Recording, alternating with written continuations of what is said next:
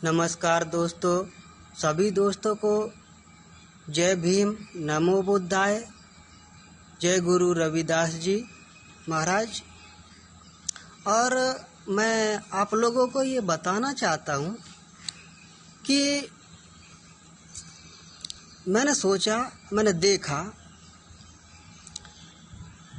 कि किताबें तो बहुत सी लिखी, लेकिन संविधान जैसी कोई भी नहीं। किताबें तो बहुत सी लिखी, लेकिन संविधान जैसी कोई भी नहीं। इन मनोवादी ब्राह्मणों ने जातियां तो बहुत सी बनाई, लेकिन चमार जैसी जाति कोई भी नहीं। चमारों को इन्होंने सबसे नीच बताया, शूद्रों में गिनती की, सबको शूद्र बताया, ब्राह्मण ठाकुर बनिया को छोड़कर। लेकिन दोस्तों, छूत होता कौन है, अछूत होता कौन है? मेरे दिमाग से देखा जाए तो संसार में सबसे बड़ा अछूत ब्राह्मण है। कैसे? ब्राह्मणों की किताबों को देख लीजिए, उनके कर्म कांडों को देख लीजिए, जिसमें इंसानियत नहीं है, अत्याचार से जिसका हृदय भरा है, दूसरे को गुलाम बनाने की हमेशा सोचता रहता है, जिसके अंदर कभी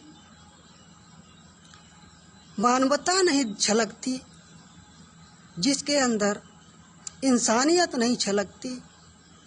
जो नीच तो वही होता है जो दूसरों के प्रति गलत सोचता है, अपने से छोटा समझता है, वही सबसे बड़ा नीच होता है। और इस परिभाषा के हिसाब से अगर मैं देखूं तो सबसे बड़ा अछूत, सबसे बड़ा नीच ब्राह्मण है, और सबसे बड़ा विद्वान चमार है। चमार समझ में आई ना? क्योंकि चमारों की किताबों को देख लीजिए और ब्राह्मणों की किताबों को देख लीजिए, दोनों का मिलान कर लीजिए, सबसे महान कौन है? चमारों की किताबों में एक एक शब्द सत्य पर आधारित है और समाज कल्याण के लिए बना हुआ है। बौद्ध की किताबों को देख लीजिए, जिन्होंने सीधा सीधा बोल दिया कि जो अपने धर्म को, अपनी जाति को सबसे बड़ा समझता है, महान समझता है, वही सबसे बड़ा नीच होता है। उसका धर्म कभी साबित नहीं रह सकता, उसकी जाति पर आरोप ही आरोप लगते रहेंगे हमेशा। और यही ब्राह्मणों ने किया। यदि कर्म के हिसाब से देखा जाए तो चमारों से बड़ा कोई पंडित नहीं, विद्वान नहीं, और ब्राह्मणों से बड़ा कोई नीच नहीं, छोटा नहीं। तो कहने का मतलब, मैं अगर कहूँ, और एक बात और बता दूं कि बौद्ध काल में ब्राह्मणों की कोई अस्तित्व नहीं था।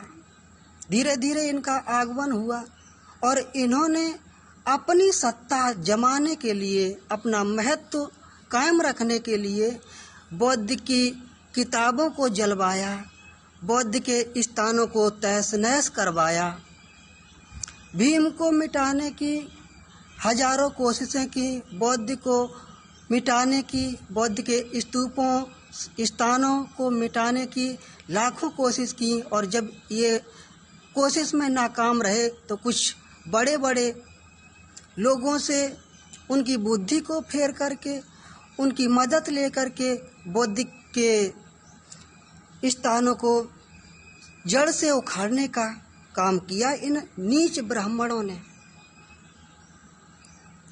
और चमारों ने इनको सम्मान भी दिया, इनकी इंसल्ट नहीं की, और समाज कल्याण के लिए भी काम किया।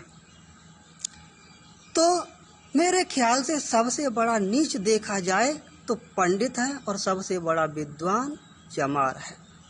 आप किताबों को देख करके मैच कर लीजिए, मैं नहीं कहता, सिद्ध कर देगी बौद्ध और भीम की किताबें कि समाज कल्याण के लिए अगर कोई किताबें हैं तो वो बौद्ध और भीम की किताबें हैं। और ब्राह्मण के द्वारा किताबें जो लिखी गई वो समाज को तोड़ने के लिए, अपना अस्तित्व स्थापित करने के लिए और अपने अस्तित्व को भारत में हमेशा के लिए कायम करने के लिए इन्होंने ये किताबें लिख करके हम लोगों को बेवकूफ़ बनाया और सत्य को छिपाने की 100% पूरी कोशिश की। साथियों, मैं ये बता दूं कि ब्राह्मणों की बात को मानना, आँख मीच करके विश्वास कर लेना आप लोगों की सबसे बड़ी मूर्खता है। आप लोगों का धर्म बौद्ध धर्म है और इससे भी पहले कुछ लोग बोलते हैं कि कौन सा धर्म था, तो श्रवण धर्म था। हमारे पूर्वज श्रवण धर्म का पालन करते थे। बौद्ध धर्म उससे भी बेहतर लगा तो लोग भगवान बौद्ध के शरण में आए और उनकी धर्म, उनकी आज्ञा का पालन किया, स्वीकार किया। हमारा प्राचीन धर्म बौद्ध और श्रवण धर्म है, जिसको ब्राह्मणों ने आकर के उसको मिटाने का काम किया, उसको छिपाने का काम किया और उन्हीं किताबों से अपनी किताबें कॉपी करके लिखी, जिसमें परिवर्तन किया, अपने अस्तित्व को बढ़ाया और बौद्ध भीम के अस्तित्व को नीचा दिखाने का काम किया। उस समय कोई जाति वर्ण नहीं था, ये ब्राह्मणों ने बनाया। और ये जो महाभारत, रामायण, गीता, अनेक प्रकार की किताबें जो लिख दी, ये बौद्ध के समय में नहीं थी, और होती तो शायद बौद्ध भी इनके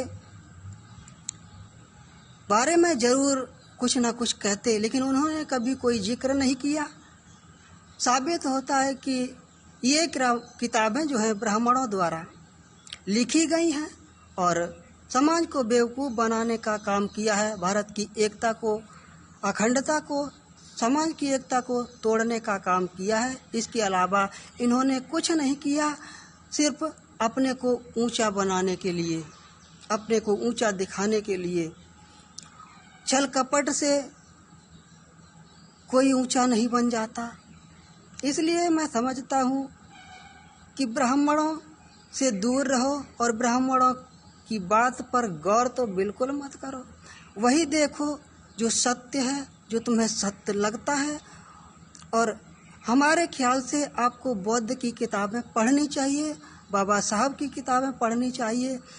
उसके बाद मैच करो, मिलान करो कि समाज के हित में कल्याणकारी कौन सी किताबें हैं, कौन सा धर्म सही है, किसको मानना चाहिए। और ब्राह्मणों ने 33 करोड़ देवी देवता बता दिए। अगर किसी ब्राह्मण से ही पूछा जाए कि तुम 33 करोड़ देवी देवताओं की और तो बारे में छोड़िए, 33 करोड़ देवी देवताओं के नाम ही बता दीजिए, कौन कौन से 33 करोड़ देवता हैं, तो शायद ब्राह्मण को भी ये गिनती नहीं होगी कि कौन कौन से 33 करोड़ देवता हैं। समझ में आई ना? तो मेरे कहने का मतलब दोस्तों, ब्राह्मणों के चक्कर में पड़ना मूर्खता है, ब्राह्मणों की बात मानना मूर्खता है। और ये अंधविश्वास में किसी को पूजना, पत्थरों को पूजना, ये सब मूर्खता है।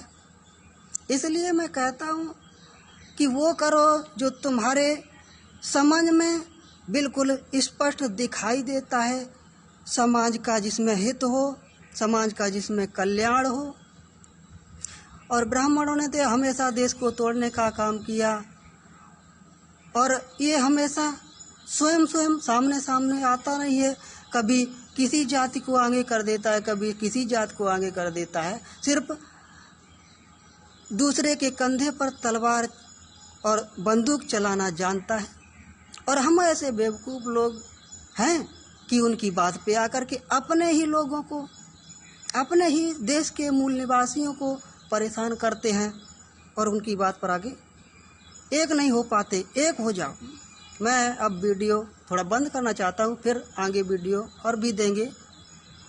तो आज के लिए इतना ही। जय भीम, नमो बुद्धाय। सभी दोस्तों को अपना ख्याल रखें, स्वस्थ रहें, सही रहें, और जो मैंने कहा उस पर जरा सोचें, गौर करें, ध्यान करें, और बाबा साहब की मिशन को आगे बढ़ाएं, अपनी मूल सभ्यता को समझें, जानें। जय भीम, नमो बुद्धाय।